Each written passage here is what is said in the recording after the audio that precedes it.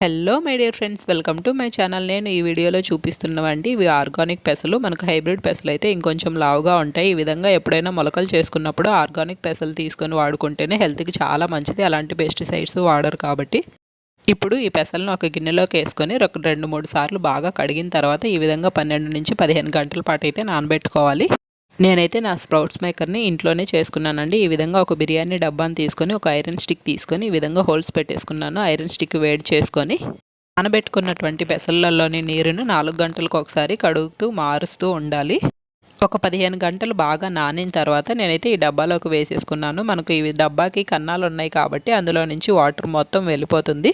ఈ డబ్బాకి మూతకి అన్ని వైపులా హోల్స్ ఉన్నాయండి. కాబట్టి మూత పెట్టేసిన తర్వాత దానిపైన ఒక వెట్ కాటన్ క్లాత్ని కప్పేస్తే ఒక 15 అవర్స్ తర్వాత మనం మూత తీసి చూస్తే పెద్ద పెద్దగా స్ప్రౌట్స్ బాగా ఫామ్ అయి ఉంటాయి. చూడండి ఎంత బాగా స్ప్రౌట్స్ వచ్చాయో. ఈ విధంగా వారానికి 2 సార్లు అయినా సరే అలసందలు, పెసలు, శనగలు, వేరుశనగ పలుకులు వేటితో అయినా స్ప్రౌట్స్ చేసుకొని తిన్నట్లయితే బాడీకి కావాల్సిన ప్రోటీన్, ఫైబర్ అనేది బాగా అందుతుంది. అంతేకాకుండా డైజెషన్ ప్రాబ్లం ఉన్నవారికి, హార్ట్ హెల్త్ ప్రాబ్లమ్స్ ఉన్నవారికి చాలా బాగా ఉపయోగపడుతుంది. వెయిట్ మేనేజ్మెంట్కి కూడా స్ప్రౌట్స్ బాగా ఉపయోగపడతాయండి. నేనైతే వీక్లీ ట్వైస్ అయితే చేసుకుంటానండి.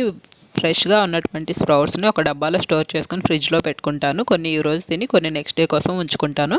మరి మీకు ఈ వీడియో నచ్చినట్లయితే లైక్ చేయడం మాత్రం మర్చిపోకండి. Please subscribe.